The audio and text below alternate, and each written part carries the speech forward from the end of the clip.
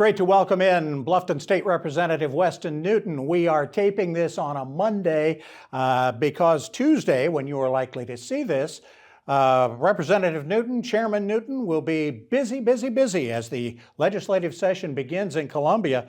Welcome in, Chairman Newton, Chairman of the Judiciary Committee. You got a lot on your plate this session, partner. We sure do. It's, tomorrow, a lot of nervous energy about tomorrow, not necessarily anxiety, but like the first day of going back to school. You begin to see all the people that you hadn't seen in a while, and new activity and new legislation. Of that new legislation, hundreds of bills get pre-filed every session. Beforehand, you've had a chance to look at a bunch of them because almost all of them come through the Judiciary Committee. Is it your job, I guess, to prioritize those, or do you have to take them in any kind of order? Certainly the lion's share of the pre-filed bills in the House are assigned to Judiciary. I think we're around 325. We've got obviously the staff lawyers on Judiciary working with the 124 members of the House, working with leadership, working with the majority caucus, the Republican caucus.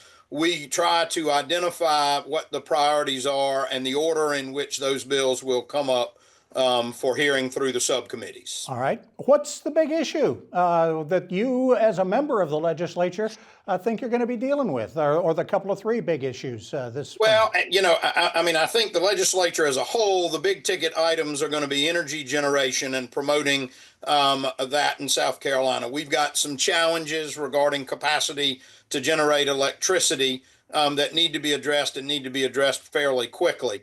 I think the other big item you'll see early in session comes out of Ways and Means, and that's a historic tax cut. Our neighbors in bordering states have both lowered their tax rates to where even though we tax different things, we tax adjusted gross income, they tax income, their rates on paper are significantly lower than South Carolina's.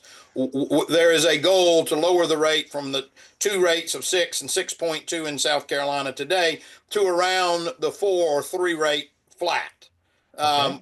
And so that's going to be a big item. Judiciary, squatting is among the items of a large concern. Really? Liquor liability and insurance and skyrocketing.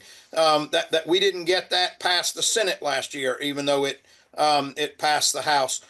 Smash and grab, retail crime. We don't have a law in South Carolina. Again, passed the House, didn't pass the Senate. Magistrate reform, passed the House, didn't pass the Senate. So a number of those issues will move early through Judiciary Committee to give the Senate time to address those in the session. Okay. You mentioned insurance, and with all that's going on in California and all the news that's being made about insurance rates because of the fires in California, we obviously have a little bit different issue here, but it is certainly an issue.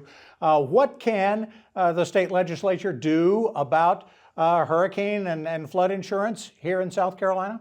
Well, it's making sure that the Insurance Commission is properly evaluating risk. The risk and the pool of those other people that are included in that evaluation of the risk, so that the cost of wind and hail insurance, for instance, in South Carolina, that we're not bearing the brunt of a direct connection between the claims that were had with fires in California. The liquor liability, we're looking at mitigation. I mean, what we're hearing is that a number of bars and restaurants are having to close in South Carolina. They're pointing to a change in the law in 2017 that basically said if you sell liquor, you got to have $1 million worth of coverage. Prior to that, there was no minimum insurance required, as there is for automobiles and other things. We have the unenviable statistic in South Carolina of being number 3 in the country per capita for DUI fatalities. So certainly reducing or eliminating an insurance requirement for those folks that sell liquor, beer, wine, and liquor is not an appropriate approach, but changing the coverage limits to recognize somebody whose business closes at 10 a.m. and mostly sells food, or closes at 8 a.m., or Right. sends their employees to safe serve training. All of those things can and should be properly identified as mitigation from the required coverage. And hopefully that will bring the cost of coverage down and also bring other carriers back into the state. Wow, we certainly hope for that. We appreciate the time. Weston Newton, the chair of the Judiciary Committee and representative of the Bluffton area, thanks so much for your time. Good luck this session. We'll talk to you soon. Thanks. Always a pleasure. Take care. We'll be back with more of the WHHI Daily News right after this.